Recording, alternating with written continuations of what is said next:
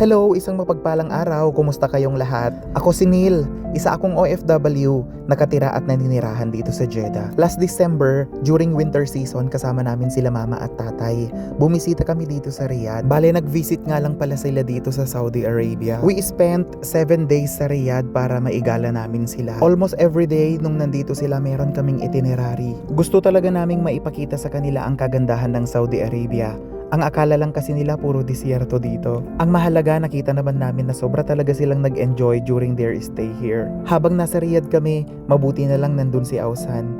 Doon muna kami nag-stay sa kanilang bahay. Sobrang nakakatuwa kasi may mga bata, makukulit ba?